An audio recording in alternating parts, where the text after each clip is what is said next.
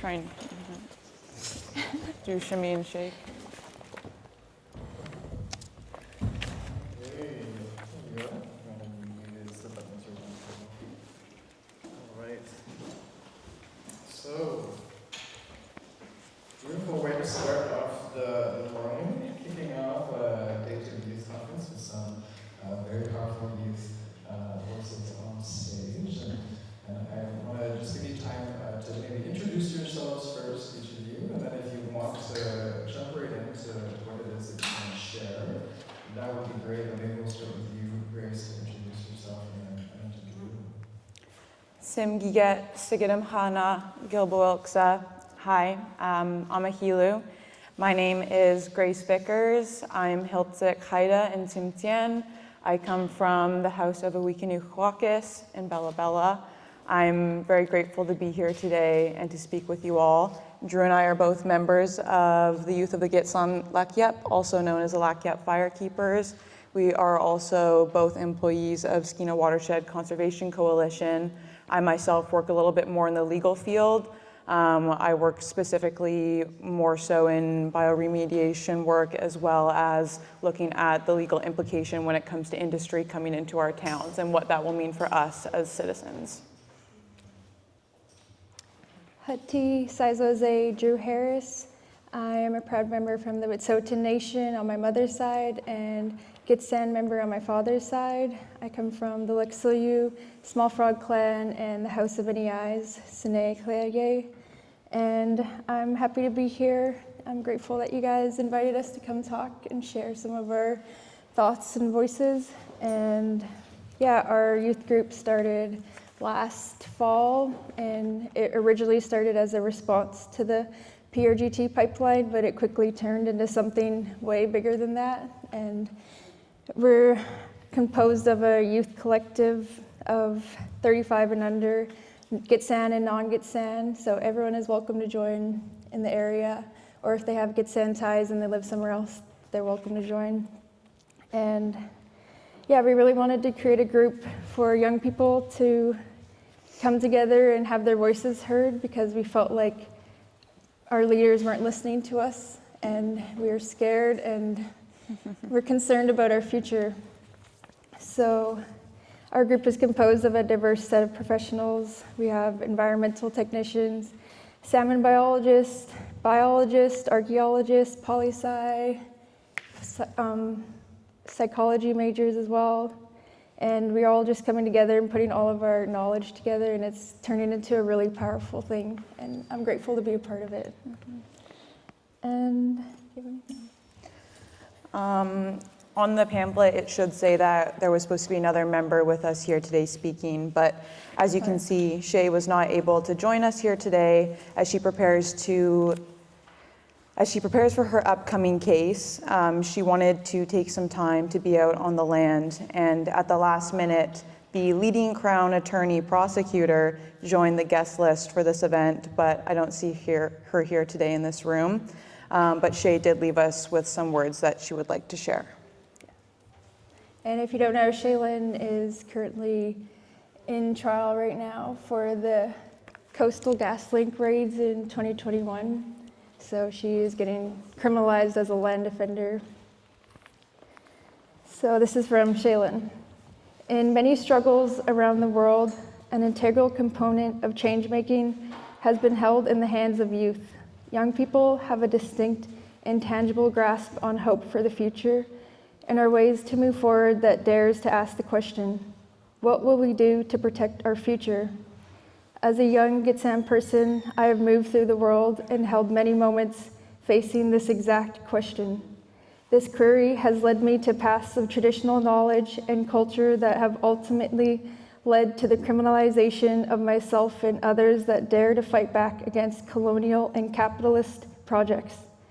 This has resulted in time spent incarcerated, as well as years-long judicial processes that have found multiple RCMP violations of Charter of Rights. As I write this, I await sentencing as the conclusion of a criminal trial that has been faced alongside 2 other Indigenous land defenders, including Slato Molly Wickham of the Gidimden clan, who has been my mentor for the last 5 years. The topic of justice in this era of a society is hard to grapple with among this generation. The so-called Canadian justice system is founded on the destruction of Indigenous culture and genocide of Indigenous peoples all across Turtle Island. The enforcers of so-called Canadian law were created to tear away Indigenous children from their families and communities, as well as remove Indigenous people from their traditional territory. With this as the foundation of justice system, it is without wonder as to how many Indigenous people are often left behind and overrepresented in the carceral system. Lifetimes of trauma and abuse while being forced into poverty has a devastating impact on our people that once thrived on these lands. Our people are forced to find their own ways to survive within systems that were designed to eradicate them. The refusal of these systems and returning to traditional ways of being led us back to our homelands and protecting the earth by returning to our teachings. There is no choice but to see that as a young Indigenous people, we have a responsibility not only to our homelands, but also to the generations to come.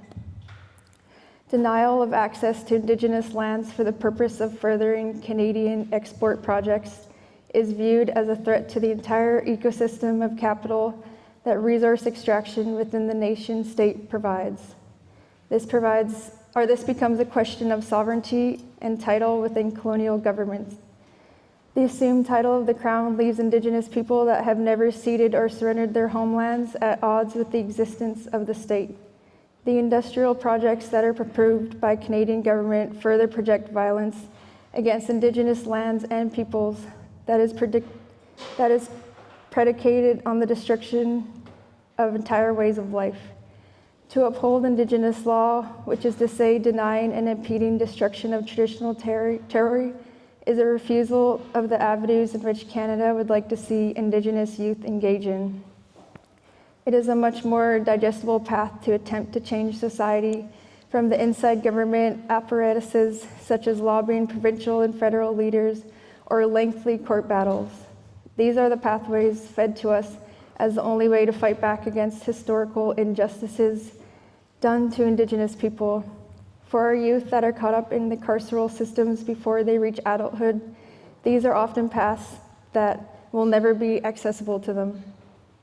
As I have continued my journey further into my traditional roles and responsibilities to uphold Gitxsan law, there has been a direct increase in the criminalization of my actions. It is important to ask ourselves, what does it mean to support justice for Indigenous youth? If this work is truly tied to upholding Indigenous sovereignty, this justice will not be found in courthouses and boardrooms.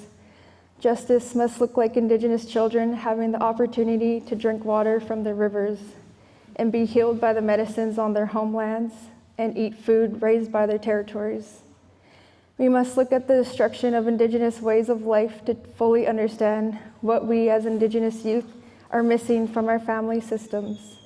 Until we reorientate our perceptions of injustice and prioritize the protection of Indigenous land and culture, we will not find true justice for our youth and the traditional stewards of the land we occupy.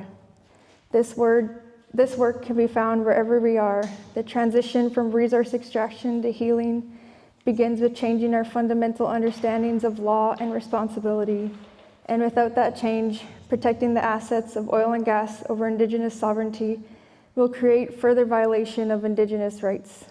As long as there is threat of further destruction to our communities and sacred homelands, there will be Indigenous resistance.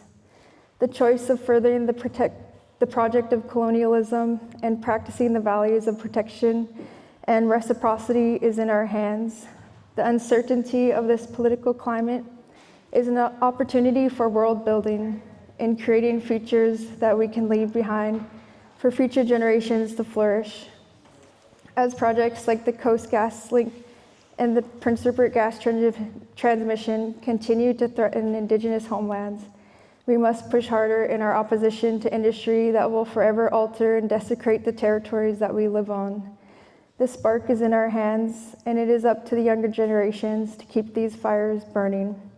Hapmiya, Shaylin Sampson, Gitxsan Nation, Lax'yip Wolf Clan, Wolf spoke, houses spoke.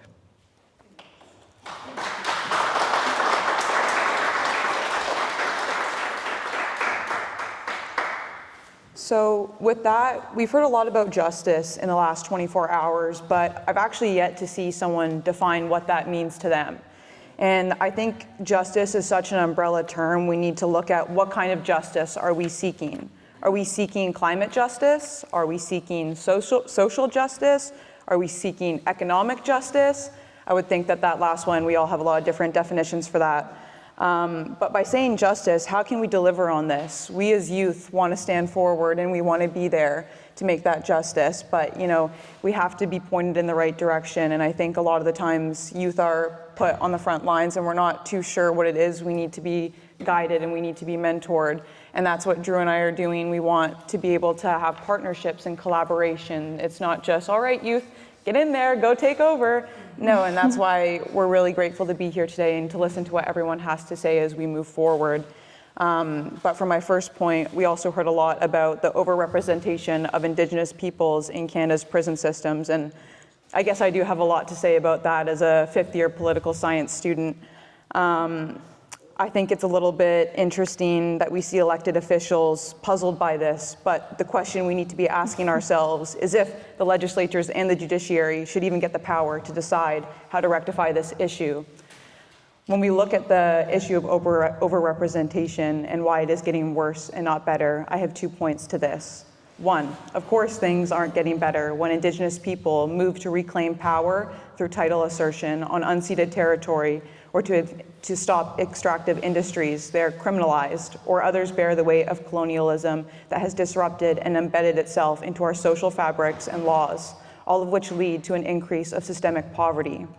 My second point to this is that those responsible for fixing the situation are the ones upholding and enforcing a system designed to do exactly what it's meant to, uphold colonial rule of law.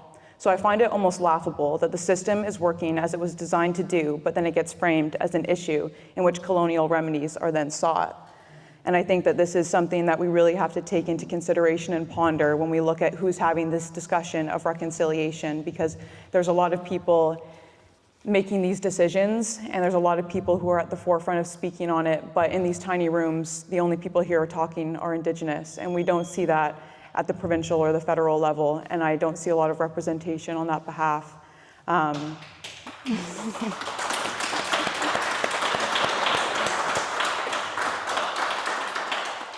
And this is something we see right now with the passing of Bill 14 and 15, but before I get to that, I just want to pass the mic back over to Drew for a few more comments.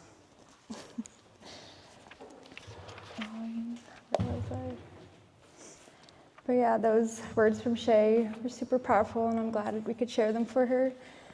But it just speaks to how a lot of the youth are feeling. A lot of people in our group have been criminalized personally for defending the land, and we could see the impacts and how much that affects their lives and their family and their friends and all of us. Yeah, what Grace was mentioning, it's hard to talk about justice when we don't really have a clear definition, and everyone can have a different definition about what justice means to them.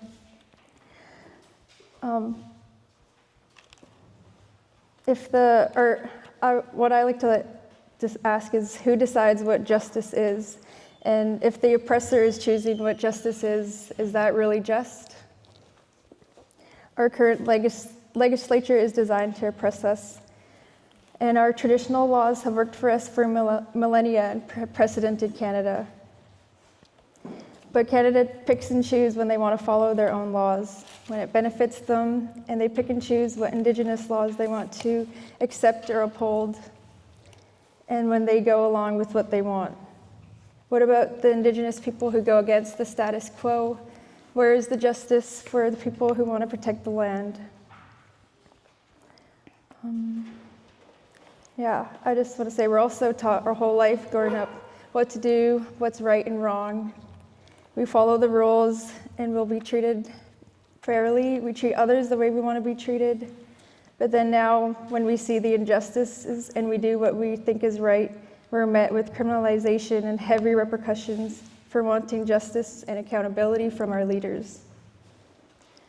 Our leaders say what they care about, what youth want, but unless we don't want industry, then we're silenced and ignored. Where is the justice in that? So I'm just going to go on to talk a little bit about Bill 14 and 15 and what this means to land defenders. And I think this is very relevant for us as we are on the brink of a decision as to whether or not a substantial start is going to be granted for the Prince Rupert gas transmission pipeline.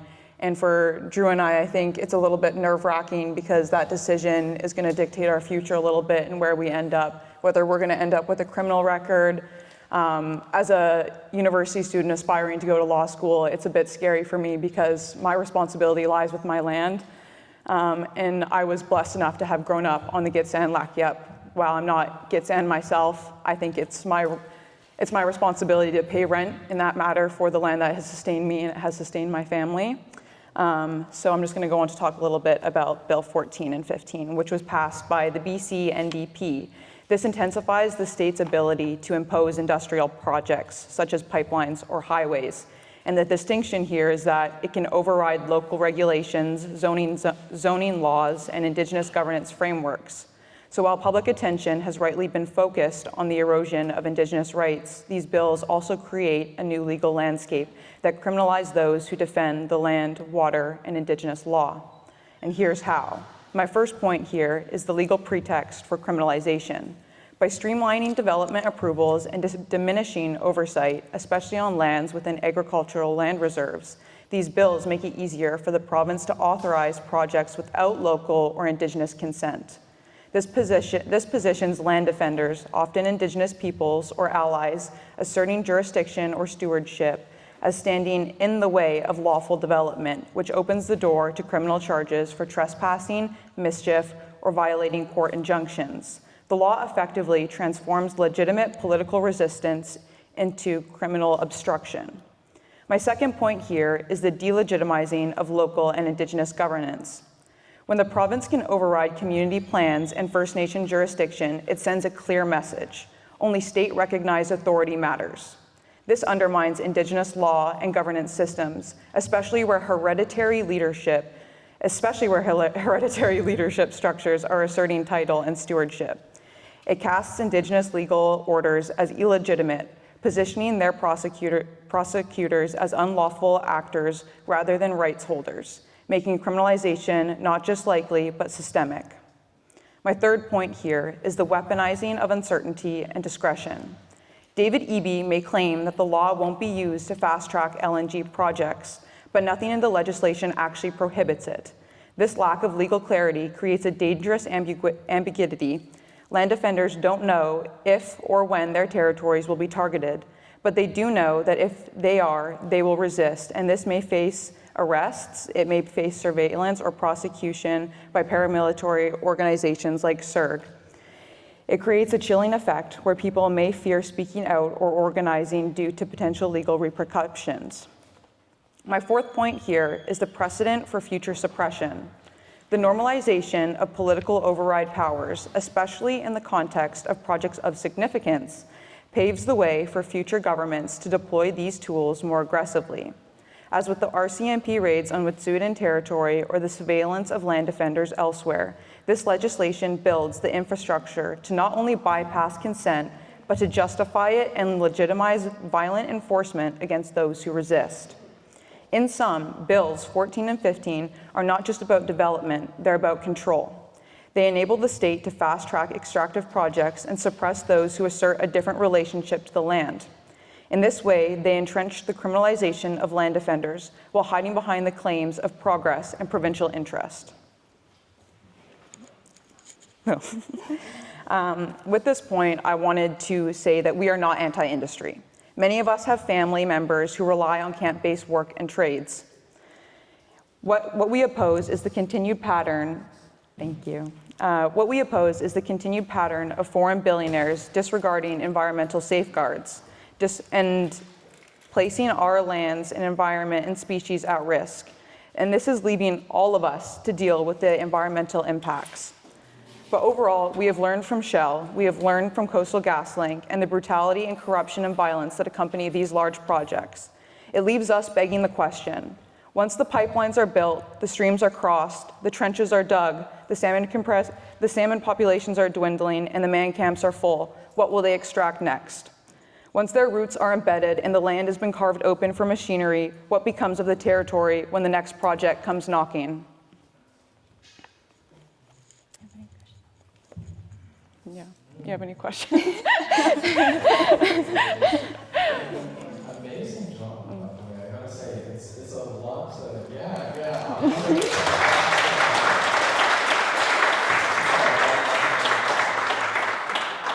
It's tough to come up on stage and I think talk about anything in general, and I think that it's really hard to come up and talk about the topic that we're getting on, because I think that to me, when I listen to you talk about land defense and talk about justice, I think a lot about how, we will hear the term sometimes about the ongoing cultural genocide.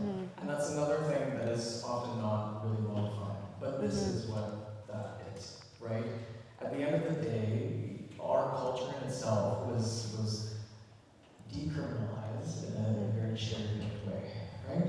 They want our art, they want our dance, they want our songs, they want things to be able to put into the YVR airport, right? But culture is a relationship to the land. We knew this during colonialism when it became parceling out pieces of our land to give us reservations in poor quality, in areas where we can't do anything agriculturally with it whatsoever, in areas that are removed from us, sacred land, burial sites, places to hunt, places to fish, places to subsist off of. And this is another one of those things where I think Canada as a project is able to really do sort of kind of what you're getting at, which is this balance of saying, we're friendly to neighbors now. We'll do the land acknowledgement. We'll invite King Charles here to do the land acknowledgement when he's on just in the back.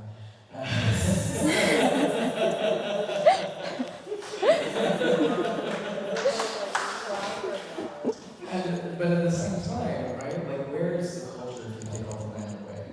What happens to the people that are actually on that land if you take the land away? And I think this argument to the Lax'yip crisis, and I say crisis very intentionally because in modern day, it was bizarre to me being youth at the time that was happening.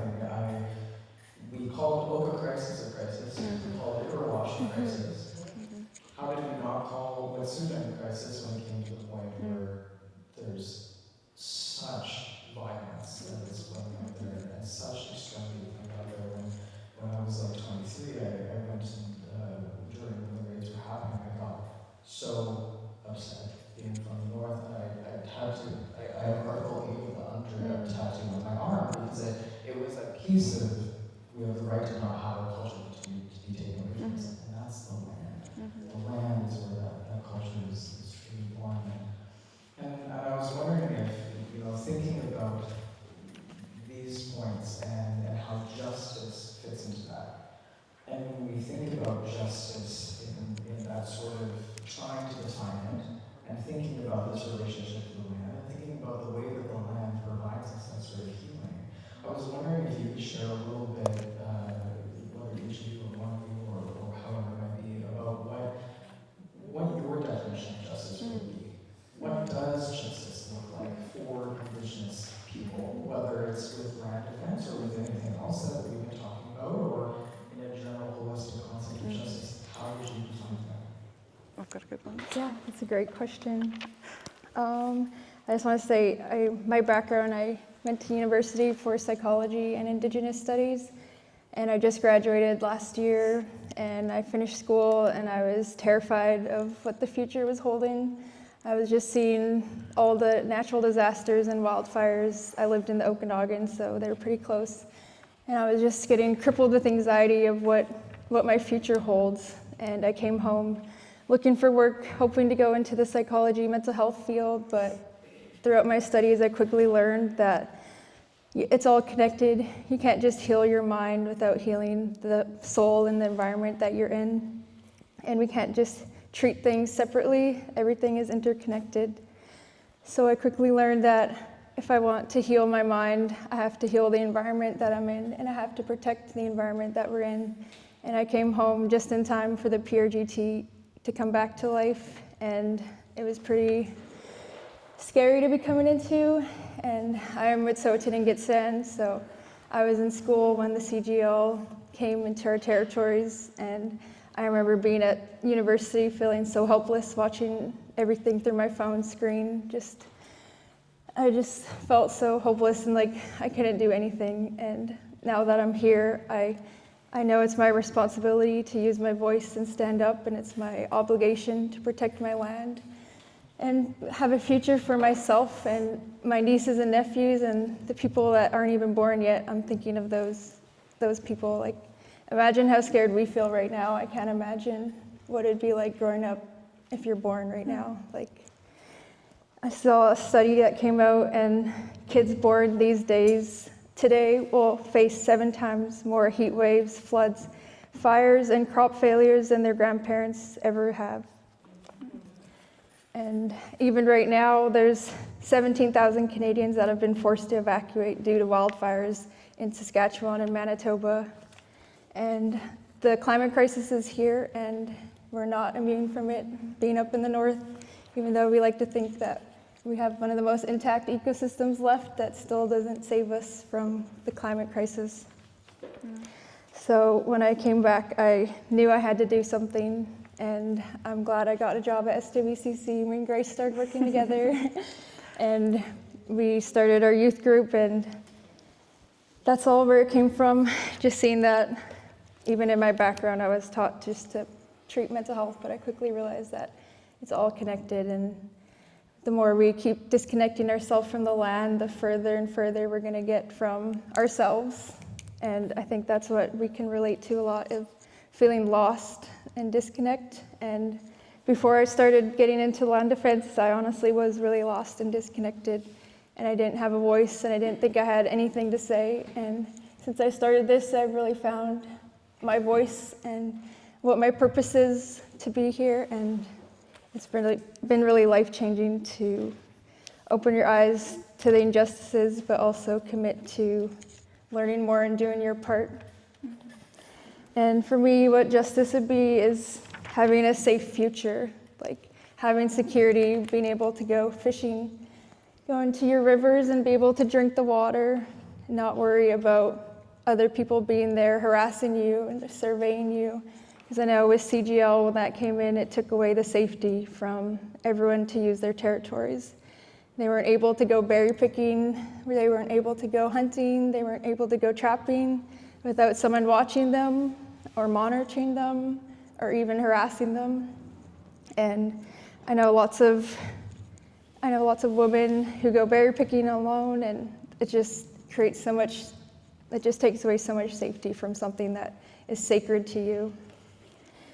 So I think just to be listening to the youth and what they want, and thinking of the future generations. Our values always talk about preserving and thinking of 7 generations ahead. And that's what I've always been taught, and I've always had that since I was a young age. But colonization has seeped into our values, and there's a lot of disconnect now. And I feel like the youth can be the bridge this gap again, and I'm happy to be part of that. What a great question. Justice to me, my immediate thought goes to the recognition of Indigenous rights and title, and the reinstatement of traditional Indigenous governance systems, and the recognition of hereditary leadership. And that means moving away from band systems and imposing our rightful title holders. And that's what my immediate thought goes to. And with that, it gives youth an opportunity to learn from a band system that hasn't been imposed by colonial rule. I've learned a lot from our hereditary leaders, and I'm so blessed to have the opportunity to work with them and to be out on the land with them, and for them to share their knowledge with me. it's one of my, I would say it's probably one of my most valuable items I have in my life. It's not the money I have in my bank account, it's not the job I have, it's the opportunity to go and learn. And what's rich to me is the land, and I want to seek justice for that. So that is what justice means to me.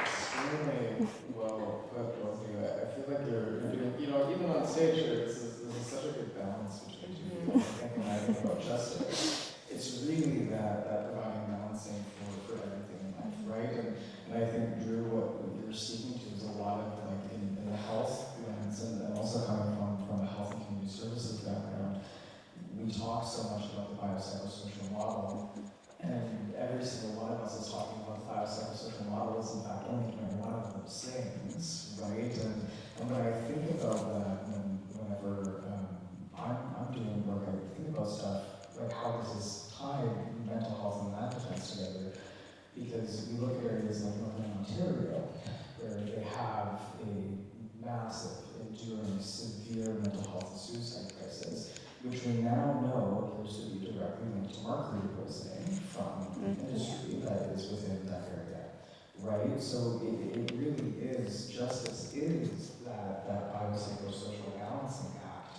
in many ways, kind of like what you're saying, it's safety that carries you on forward, which requires your environment, socially and physically and spiritually and emotionally, to also be balanced in order for you to be balanced yourself. And Grace, I think you're talking about too, about this sort of concept of the master's tools, right? And how can you possibly unbuild things using the master's tools, right? And even identifying stuff like our current systems have so much federal control. Our own elections are federally counted. There's a real sense of lack of sovereignty in that when things are quite surveilled, right? And I remember even being in university in Kamloops and talking about how within the student house there is also a house that once belonged to like an Indian agent, right? That was used to surveil people, and there's that real felt sense of it when you go into these places that have that sort of history. And I'm wondering, for both of you, on a bit of a motivating place, perhaps, and just with what you're seeing and how difficult it is, what does a future look like that is actually harmonious? And how do you think sooner, even if it is industry, how does industry potentially fit into that harmonious picture? Like you've mentioned, a lot of us have families that have relied on that work before. But how do we actually go about life in a good way, where we are balanced, where we do have that type of justice between us and the land and the environment around us? What does that look like to each of you? I think that is a really loaded question. So it's going to be difficult for me to answer this in a way that doesn't seem a little unrealistic. To me, my brother is also a camp worker, and my other two brothers have been both arrested for land defense.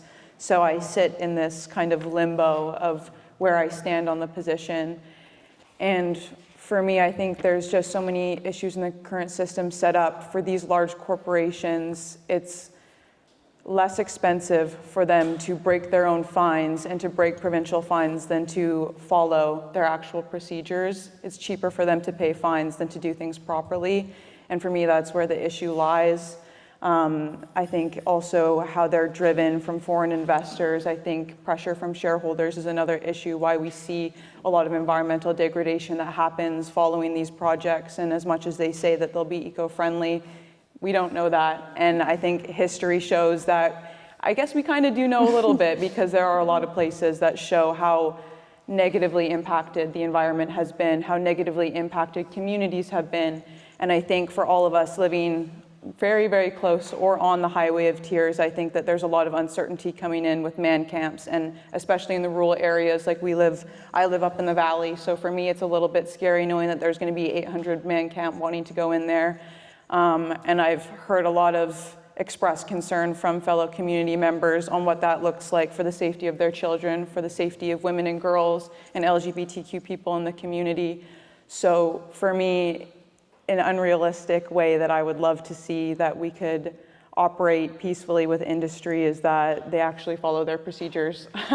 And for me, that's the prioritization of the land. And for me, that is following proper informed consent from our hereditary leaders, not our band people. And I think it also means that there's a lot of money coming into these deals as well, and there's a lot of secrecy in the processes that agreements come to. There's a lot of unknown where money is coming from and where money is going to. And I would like to think that bribery wouldn't be something involved. I would like to think that proper procedures and proper environmental concerns and proper environmental certificates were being issued. To me, that would be a great start. What was the question?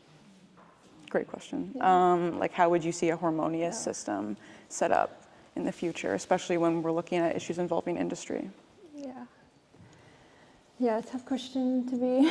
I don't know. I feel like the youth have lots of solutions for all of the problems that we're facing.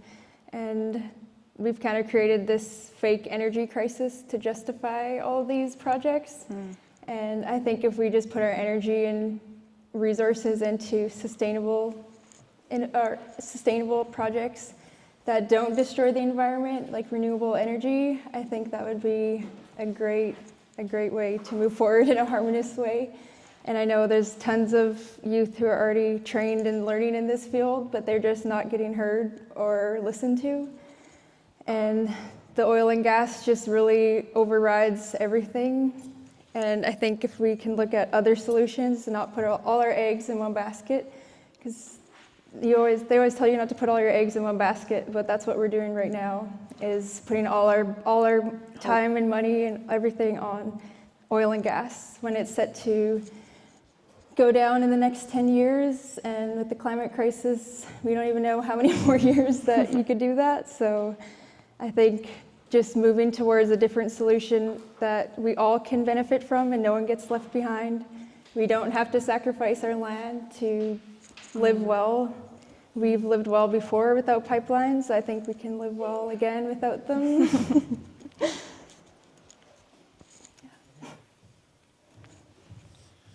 Yeah, it is really like the real fear and anxiety of the current climate that we're in now. Just the other day, we saw the entire town in Switzerland get wiped out, which seems to be a result of climate change, because they got wiped out from a glacier. And this is happening all over the world. We're seeing coastal towns like Tunisia coming completely underwater and flooded out and lost entirely. There's a very real upcoming world where migration is going to be even more about survival for millions of people than it already is, right?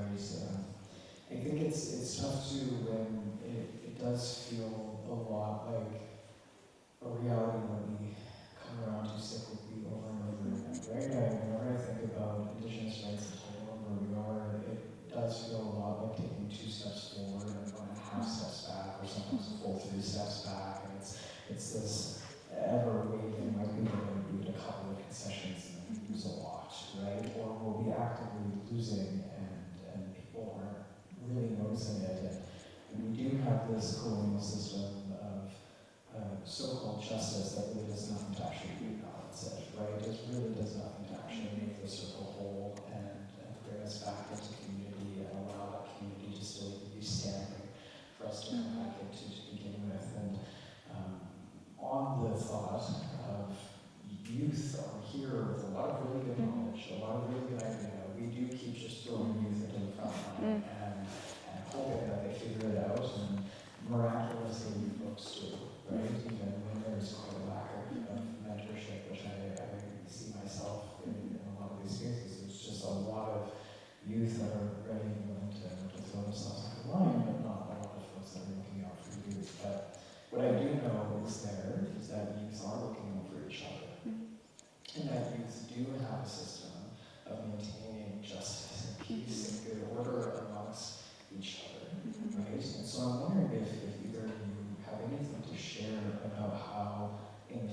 all of that, what are youth doing to keep themselves whole and to keep themselves protected and maintaining that sense of balance among your own community as youth? And maybe there's things that we could all take and learn from that, especially if you're thinking about reforming or recreating a justice system. Those pieces of valuable knowledge from youth on the front lines, how are youth subsisting and really keeping each other whole in the face of all of that? I think that that is a really important question. And for us, I know Drew and I speak a lot about how much support we have gotten from our community. And I think it's very important to be able to rely on your community. And the minute we started our work, we had a lot of support, full force. And with that came a lot of people backing us in our corner. My Wuggy, my older brother, he is like what we call our young elder. And he sits and he advises us, and he is such an amazing knowledge keeper. And with that, we have other amazing people on our corner. We have Jesse Stoppler, we have Shannon McPhail. We have all of these amazing people that have years and years and years of experience in this field that are there, and they're willing to support us, consult with us. They're willing to put us in contact with organizations that are willing to fund the work that we're doing. And I think that amidst all of this, what we have is each other. And I think that comes back to something that we've heard over the last couple of days, which is one nation. And we've had so much support from neighboring nations, because one thing that we like to keep reiterating is that every decision you make upstream affects everybody downstream. And I think that's something we take with us when we're making our decisions, because I think that youth nowadays can be painted in a light as somewhat selfish or ignorant or very loud and not thinking, which is funny because we can definitely be like that at times. I won't say that's not how I was growing up, but you smarten up really quickly when you have amazing mentors. And for me, I think we've really changed our perspective to wanting to sustain future generations. And for me, I just think about having to bring kids into this world and grandkids, and that's what I think about. And that is what our hereditary leaders, that is what everyone has pictured for us. And even if that is not the route you choose to take, then you think about your brother, or you think about your sister, or you think about your cousin's kid. And realistically, we are all family. So you're making these decisions for everybody, and that's what we have to take into consideration when we're moving forward.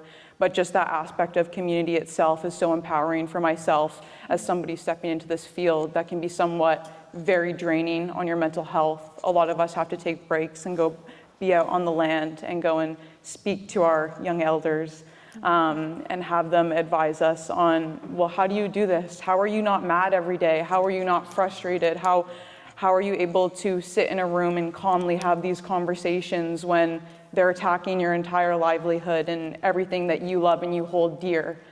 And they sit there and they tell you, well, they have their own reasons too. They're doing this for themselves and their family as well. So that's what you have to take into consideration having these conversations. And it has to come from an aspect of mutual understanding that everybody has a reason why they're doing something. And you have to trust in humanity that it's positive, and you have to trust that we can come to a mutual understanding, whether that's we all have a shared mutual interest in the fish or the waters or what we drink or what we're able to harvest or hunt. And I think just being able to have those conversations in a way that is mutually beneficial and that we have a community there supporting us is one of the things that's kept me very whole in this work. And it's kept me able to have these conversations and not shrivel up in a little ball of emotions and let it dictate what I say. So I would say that that's probably my biggest superpower in this field.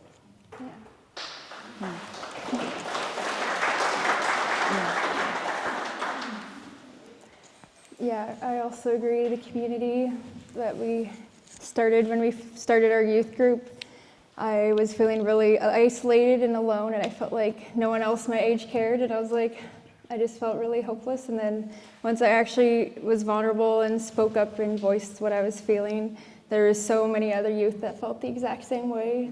And it was just really validating to know that others are feeling the same way that I'm feeling, and we're all in this together, and we don't know what the future holds, but we're both here standing beside one another, working together to have a better future. And yeah, that having your support like that can do so much. I've grown so much in a year just from having this support to to be in a safe space where you're actually listened to and your concerns are valued can do amazing things for your soul and your spirit. And I think in our youth group, I've seen people flourish in the last 7 months, and it's just, that's what keeps me going. It just makes me so emotional to see how much people are growing and feeling confident, and they're finding their voice and they're finding their place in this world, and they're not trying to make themselves small anymore, which is just keeps me going. But yeah, that has been life-changing, and the amount of support we've received from allies across the world and other nations across Turtle Island, like everywhere we go, we have people behind us and beside us, and it just feels super good. And that's definitely what's keeping us going, because I don't know if anyone knows about the environmental field. It's very draining, and it's one of the highest rates of burnout because it's a place of passion that you're working from. And I could feel that we've been burnt out the last year, and we're learning now how to decolonize land defense so we don't get burnt out, because we're learning that lots of the things that we do are coming from colonization.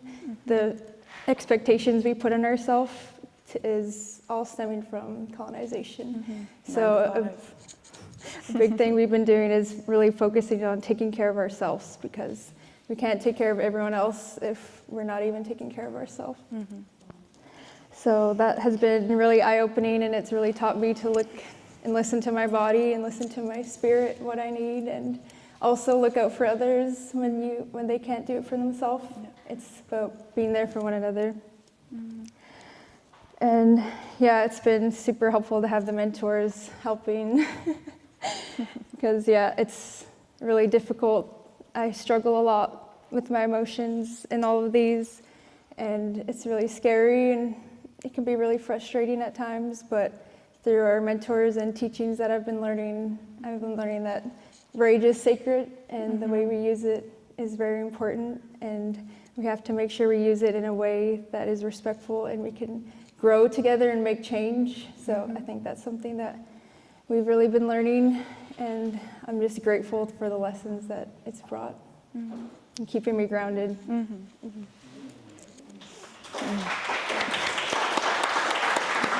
I'll hold it. Thank you, both of you. Hopefully you guys have time to just kind of have some finishing thoughts. And I think what you shared is very, very poignant and powerful. The pieces of community being really that's our ultimate level of care. It's our ultimate level of security. It's where justice is found. We're talking about justice. It's where wellness and balance and health is found. Is by sustaining and maintaining communities, right? And when I think about things like land defense, and I think about in general the land back movement in itself too, land back in many ways, and I think a lot of folks that aren't Indigenous will hear this sort of thing. It means kicking all settlers off of Canada, right? And not what truly it is I think actually putting a stopper in the genocide, right? Putting a stopper in the amount of pain and injustice that we're going through by returning governments to us, by returning sovereignty and control and ability to avail off of and maintain our lands back to us and to care for our people back to us, right? I mentioned this yesterday too, reflecting on things that Boyd had shared about, even much in my own field is something that was taken away from us, that was all there, chewed up, destroyed, and handed back to us piecemeal with a bunch of these kind of barriers around it that are actually barriers to care, right? They're actually barriers to providing normalcy in the environment, care, and field, and I think that we see this replicated in so many areas. And I gotta really say, like a really huge thank you and commendment for both of you and a lot of the youth that are out there that are doing what they feel so passionately about, that righteous indignation, the righteous indignation of the community, the rightful and passionate rage that we feel that comes from a place of incredible love, right? Remarkable love to want all people to be able to survive and be happy and be well and to have children and those grandchildren and all of those kids to come forward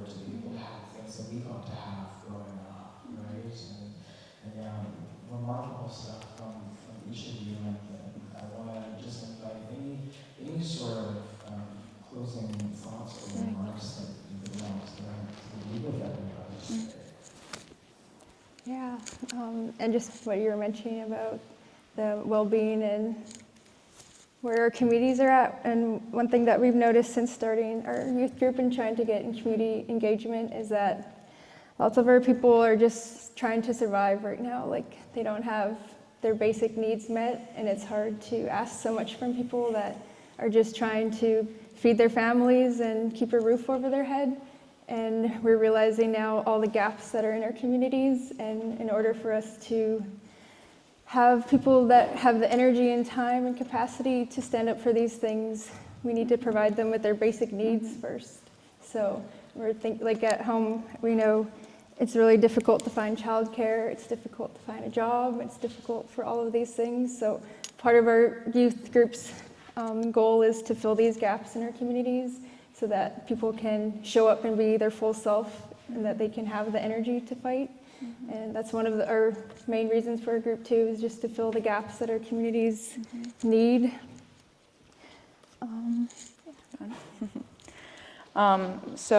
I did have some closing thoughts prepared, and Drew and I and Jen over there sitting at the table, as we came here, we felt a bit of tension. Many of you come as representatives from your place of work to this conference with various roles and responsibilities, but not always realizing the very real impacts that come from not only your organization's decisions, but your own, and how they affect myself, my family, and your neighboring nations. And I'm sure that the realities of your work haven't always been relayed to you, and I'm truly grateful to have the chance to let folks in the room know that you can have a chance to choose and to do better, because we are one nation. And Drew and I came here with wanting to have a conversation and leaving you guys with a choice to understand where we're at downstream from you, and that we're here for open and honest communication and not from a malicious place, but that what we want is to move forward as one nation, and we want a common understanding, a common ground of peace. So with that, I just want to say Doyak Sim Nisam.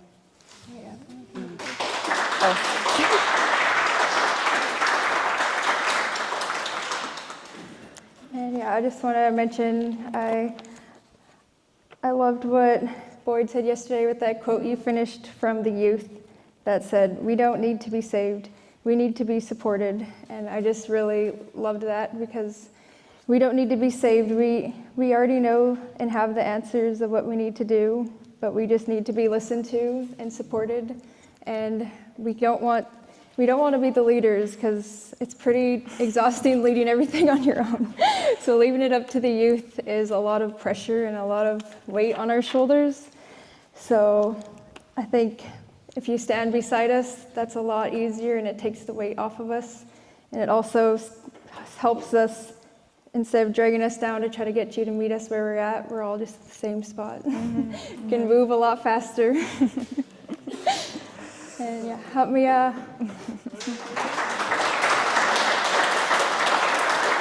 Thank you.